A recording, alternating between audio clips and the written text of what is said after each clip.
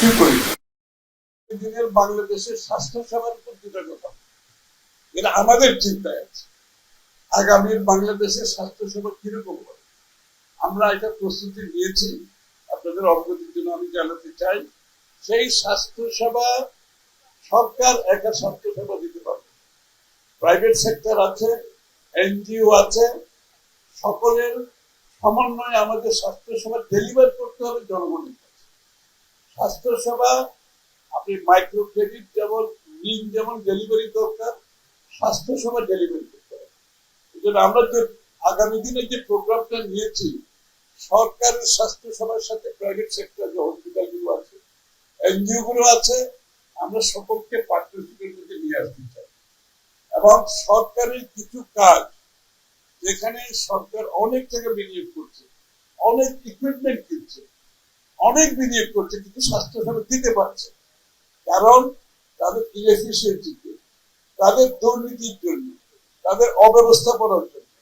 এই জন্য আমরা সিদ্ধান্ত নিয়েছি সরকারের একটা বড় কাজ যে রোগী দেখা থেকে টেকনিক্যাল সাপোর্ট থেকে যেগুলো আছে, আমরা অনেক কিছু প্রাইভেট সেক্টরে দিয়ে দিতে চাই।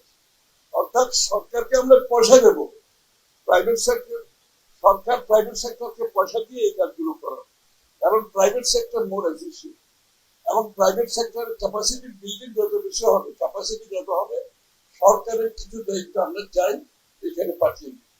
তাহলে হসপিটাল, সরকার, এনজিও সবার সমন্বয়ে পার্টনারশিপে আমরা যে স্বাস্থ্য সেবার জন্য সিদ্ধান্ত নিয়েছি আগামী দিনে, এটা একটা ভিন্ন চিত্র হবে বাংলাদেশে। এবং আমাদের স্বাস্থ্য সেবার প্রথম উদ্দেশ্য হলো বিনামূল্যে প্রাথমিক স্বাস্থ্য সেবা প্রত্যেকটি বাংলাদেশের নাগরিককে দেওয়ার জন্য এই সিদ্ধান্ত আমার হয়েছে। এবং এর জন্য যে বিনিয়োগের প্রয়োজন, অর্থাৎ প্রবৃত্তির, এখন আপনি স্বাস্থ্য সেবা খাতে বাংলাদেশের বিনিয়োগ করতে জানেন 1% আরো নিচে, তার মধ্যে দুর্নীতির মাধ্যমে যেটা এটা তার বলার দরকার নেই।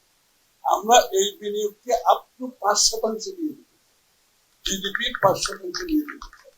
এই যে আমি কথাগুলো বললাম, এখানে বিনিয়োগের প্রয়োজন আছে। সুতরাং প্রাথমিক স্বাস্থ্য সেবা যদি আমি আমার নাগরিককে দিতে না পারি, তাহলে নাগরিকের অধিকার থেকে, সাংবিধানিক অধিকার থেকে সে বঞ্চিত। আমি যদি প্রাথমিক স্বাস্থ্য সেবা তাদেরকে দিতে পারি, সেটা আমরা সিদ্ধান্ত নিয়েছি দেব ইনশাআল্লাহ, প্রত্যেকটি পরিবারের মাসে 5 থেকে 10,000 টাকা সঞ্চয় হবে, সেই হবে প্রত্যেকটা পরিবারে। বাংলাদেশের সবচেয়ে বেশি পকেট থেকে ডাক্তারদের খরচ হয় বাংলাদেশ, আফগানিস্তান চেয়ে খরচ, আউট অফ পকেট এক্সপেন্ডিচার, মানে নিজের থেকে খরচ। আমরা যদি প্রাথমিক স্বাস্থ্য সেবা তাদেরকে বিনামূল্যে দিতে পারি, তাহলে প্রত্যেকটা পরিবারের 5 থেকে 10,000 টাকা সেইভাবে, যেটা সে তার পরিবারের জন্য খরচ করতে পারে, তার ছেলে মেয়েদের বিভিন্ন কাজে, স্বাস্থ্য সেবা সহ বিভিন্ন কাজ করতে পারে। তো সুতরাং আমাদের আগামী দিনে অনেক বড় প্রোগ্রাম নিয়েছি, আমরা বড় বিনিয়োগের সিদ্ধান্ত নিয়েছি। স্বাস্থ্য সেবার কনসেপ্টটাকে আমরা চেঞ্জ করে দিচ্ছি, যেখানে সরকারের কাজ আলাদা, প্রাইভেট সেক্টর আলাদা, এনজিও আলাদা না করে একটা পার্টনারশিপের মাধ্যমে যাতে সার্বিকভাবে প্রত্যেকটি স্বাস্থ্য সেবা আমরা নিশ্চিত করতে পারি, এবং সেই জন্য বিনিয়োগেরও আমরা ব্যবস্থা করেছি। এখানে আপনারা যারা ফ্যাকাল্টিতে আছেন, যারা আজকে গ্রাজুয়েশন হয়েছে, যাদের বিগত দিনে হয়েছে, আগামী দিনে হবে, সকলকে মানসিকভাবে প্রস্তুতি নিতে হবে, সকলকে ক্যাপাসিটি বিল্ডিং করতে হবে, সকলকে নতুন বিশ্বে স্বাস্থ্য সেবার যে পরিবর্তন ঘটছে থ্রু টেকনোলজি, আইটি রিলেটেড যে বিষয়গুলো আসছে, এগুলো কিন্তু আমি খালি শিক্ষার্থীদের বলবো না, আমি টিচারদের বলবো। টিচাররা কিন্তু এই টেকনোলজিক্যাল চেঞ্জের সাথে সম্পৃক্ত হতে হবে, তাইলে আপনার যে জ্ঞান, যে অভিজ্ঞতা অনেক সহজভাবে এখন এগুলো সহজভাবে পাওয়া যায়। আমি নিজেও প্রত্যেকদিন বলে, আমিও প্রত্যেকদিন কিছু জ্ঞান অর্জন করি, কারণ জ্ঞানের অ্যাক্সেস এখন আমার হয়ে গেছে। যে অ্যাক্সেসটা আমাকে আগে লাইব্রেরি থেকে পড়তে হতো, আমেরিকান লাইব্রেরিতে যেতে হতো, ব্রিটিশ লাইব্রেরিতে যেতে হতো, আমার কোথাও যেতে হয়, আমি ঢুকে প্রত্যেকদিন আমার যেটা প্রয়োজন আমি সেটা, সেই জিনিসটা শেখার চেষ্টা করি। যেটা আমি বলেছি, শিক্ষা হচ্ছে একটা চলমান প্রক্রিয়া। আপনি এমবিবিএস পাস করেছেন, আমার লেখাপড়া শেষ হয়নি, লেখাপড়া শুরু হয়েছে।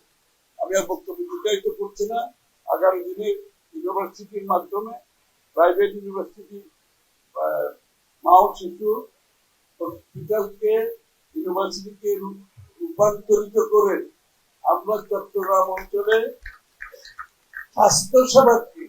স্বাস্থ্যসেবার পরিধিকে আরো বিস্তৃত করব এবং সকলের কাছে যাতে স্বাস্থ্যসেবা পৌঁছাতে পারি আগামীর বাংলাদেশে নতুন বাংলাদেশ বিষয়ে আমরা সেটা চেষ্টা করবো ইনশাআল্লাহ। আপনাদের সহযোগিতা কামনা করছি।